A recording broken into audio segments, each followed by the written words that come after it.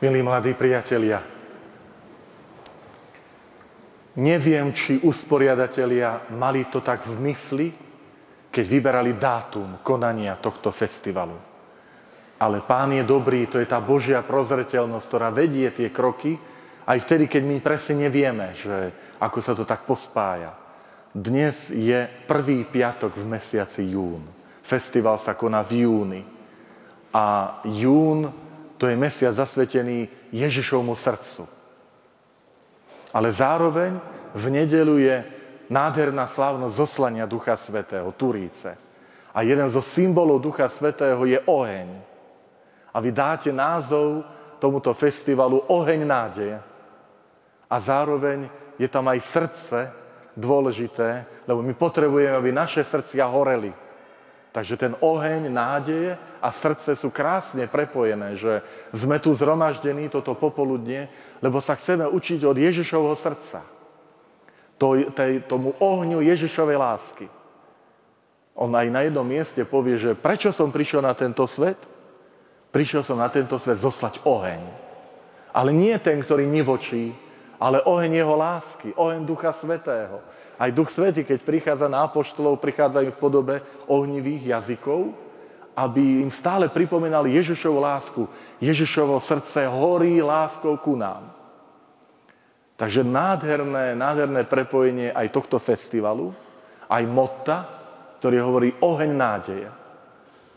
A tak aj vás chcem pozvať v tomto mojom príhovore k zamysleniu sa práve nad tým, čo je takým mottom tohto Lumen Festivalu. Že oheň lásky. Pozrite, keď idú emauskí učeníci a Ježiš sa s nimi rozpráva a oni ho potom spoznajú, tak sa vrátia a povedia, či nám nehoreli srdcia, nehorelo nám srdce, keď k nám Ježiš sa prihováral. To znamená, Ježišovo slovo zapaluje ľudské srdcia. Oni prišli a povedali, mne sa rozhorelo srdce. Mne sa rozhorelo srdce pre Ježiša. Tak vám veľmi želám, aby toto bola aj skúsenosť tohto festivalu. Že keď so mnou prídete a poviete, prečo si tam šiel? Prišiel si tam zabaviť, zatancovať, niečo vypočuť? A odpoveď by bola najlepšia, že prišiel som tam, lebo Ježiš znova zapálil moje srdce svojou láskou. Že ten jeho oheň, aby v nás bol. Toto je taká veľká túžba. A poďme premýšľať nad tým, že aké vlastnosti má oheň. Oheň má jednu veľkú peknú vlastnosť, ak ste niekedy pozerali do pahreby, ja niekedy do kadidla, tam sú tie uhlíky, že uhlíky musia byť pospolu. Uhlíky musia byť pospolu, aby to teplo si tak udržiavali. Ak vyberiete z pahreby uhlík, pomaličky zhasne. A keď ho vrátite naspäť do tej pahreby, do toho ohniska, tak on sa znova zapáli. On znova zažiari. A teraz my v kresťanstve hovoríme, tým ohniskom je Ježišova láska. Tým ohniskom je Ježiš sám. A keď ty vložíš svoj život do toho ohniska, do Ježišovej lásky, ty sám budeš horieť. Ale keď sa vyberieš, postupne strácaš to teplo, ten oheň, tú Ježišovu lásku. A tak sme tu, aby sme zažili Ježišovu lásku. Sme tu, aby sme povedali, Pane, ja chcem byť v tom ohnisku. Chcem byť s tými ostatnými uhlíkmi, aby si ma ty rozpaľoval, aby si ty ma zapaľoval. Preto vás pozbudzujem, vždy majte radi každé stretnutie s Ježišom, lebo to je stretnutie s jeho láskou. To je modlitba. Keď niekomu poviete, ty prečo venuješ čas modlitbe? To je márnenie času. Viete, koľko ste mohli urobiť času na sociálnych sieťach, inde, na kávičke, na zmrzlinke a vy ideš sa modliť. Ale to sú emauskí učeníci. Čo hovoríš v modlitbe? Ja sa rozprávam s Ježišom. A on mi zapaluje srdce. Preto pamätajte na modlitbu. Preto pamätajte na Eucharistiu. Eucharistia, ktorá je tiež takým ohniskom, že keď pozeráme na Ježiša v tej sviatosti oltárnej, keď sa mu ideme kláňať, idete do školy, okolo kostola, zastavte sa. Prečo? Aby vás Ježiš prežiaril, aby vás prežiaril jeho láska z bohostánku. Aby ste mu povedali, Ježišu, zapáľ moje srdce tvojou láskou. Preto som tu v chráme. Aby si zapálil moje srdce tvojou láskou. Lebo ja som ako ten uhlík, ktorý chcem byť v tom ohnisku. Preto sviatosti, preto Eucharistia, preto modlitba. Že byť vždy s Ježišom. Ježiš hovorí, že prišiel som, aby mali život a aby mali život v plnosti. Prednedávnom bola konferencia Godzone a tam mali takú peknú, alebo Godzone, mali peknú také motto, že nechceme živoriť, ale žiť. Mladí vás pozvujem, nestačí len živoriť, že no však dobre, veď nejako cez ten život tak prejdem, prebijem sa a čo budem. Nie, my kresťania sme tí, ktorí chceme žiť život, ale žiť ho v radosti, žiť ho s nadšením, s odvahou, s krásou, ktorú ten život prináša, s Ježišom. A som tu, aby som vám povedal podobne, nestačí len tlieť. My, kresťania, nechceme len tlieť, veď dá sa tak v tej páhrebe tak trošku podýmiť, trošku tak zahorieť a stačí, čo budeme preháňať. Ale my, kresťania, sme tí, ktorí prichádzame do kontaktu s Ježišom, lebo mu hovoríme, Pane, my nechceme len tlieť tvojou láskou, že začmudíme a zostane smrad. Ale my chceme horieť tvojou láskou. Horieť. To znamená, Ježišu, zapál naše srdcia svojou láskou. Lebo nechceme živoriť, ale žiť. Nechceme tlieť, ale horieť Ježišom. Preto potrebujeme Ježiša. Preto ja potrebujem Ježiša. Stretnutie s ním. O Svetom písme, Božom slove, modlitbe, v Eucharistii.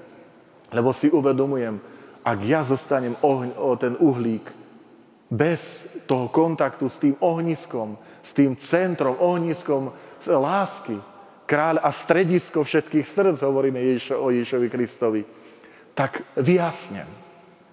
Preto Ježiš hovorí, a budeme to sláviť, a slávte to s radosťou, oheň Ducha Svätého. Prosím ťa, zapáľ nás oheň svojho ducha.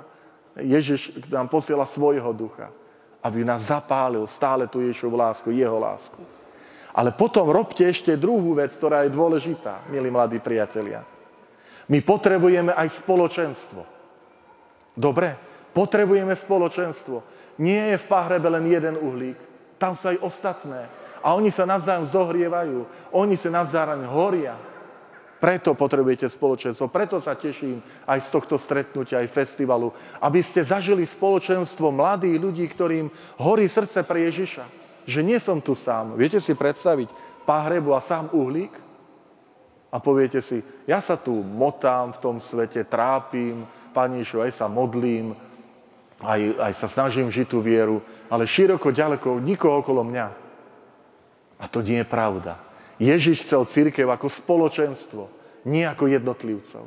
On založil cirkev ako spoločenstvo, nie ako inštitúciu, nie ako nálepka na dverách, že katolícka cirkev. A teraz tá murovaná budova, že to je katolícka cirkev. Cirkev to je spoločenstvo bratov a sestier. Cirkev sa nikdy nenazývala nejaká budova. Že toto je cirkev. Cirkev sa vždy nazývalo spoločenstvo bratov a sestier. Že to je spoločenstvo.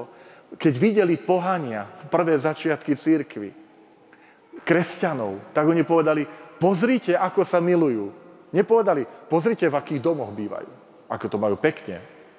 Aj sa tešíme, pán dekan, keď si sa pustil do opravy baziliky svätého Mikuláša, ale to preto, aby tu bolo spoločenstvo.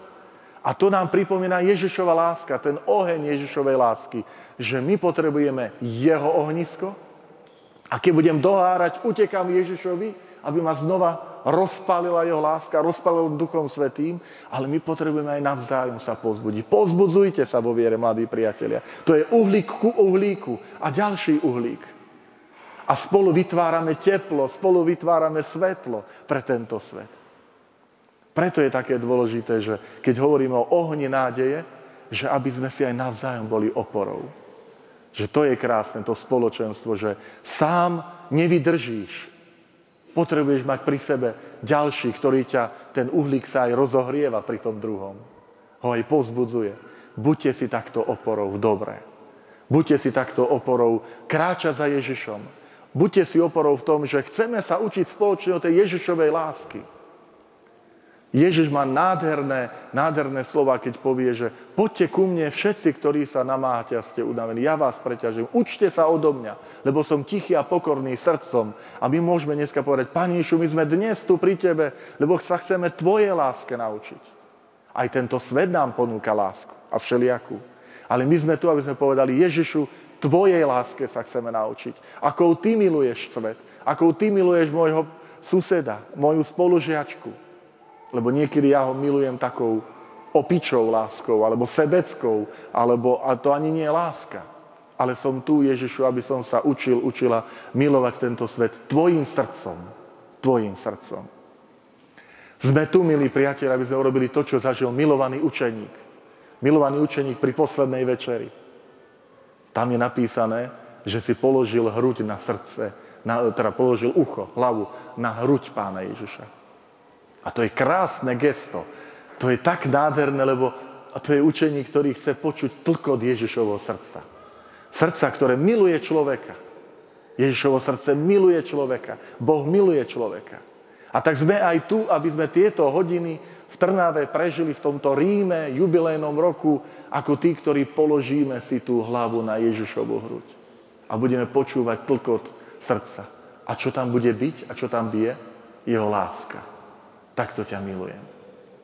Preto vás povzbudzujem, že oheň nádeje sme tu, aby sme od Ježiša načerpali vždy to spoločenstvo s Ježišom, aby zapaľoval naše srdcia, tie naše uhlíky.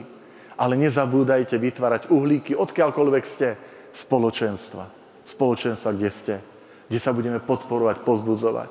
Aby každý, kto uvidí tieto spoločenstva z rôznych častí Slovenska, povedal to, čo hovorili o prvých kresťanoch. Pozrite, ako sa milujú Ježišovou láskou, ako si odpúšťajú, ako si pomáhajú, lebo počúvajú tlkot Ježišovho srdca.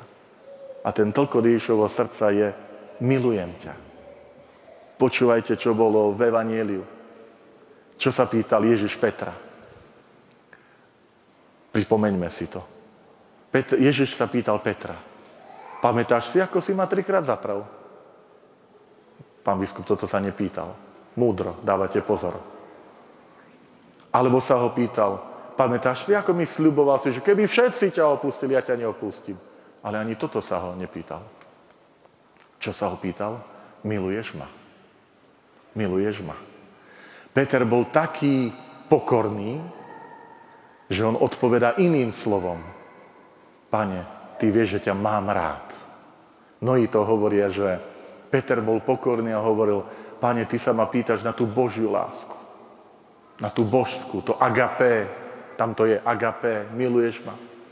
A ja to nedokážem, ty ma poznáš, ty vieš, že to nedokážem. Ja som ťa zaprel, ja som zapochyboval, keď som sa topil a hovoril som, že budem chodiť po vode, ja som pochyboval.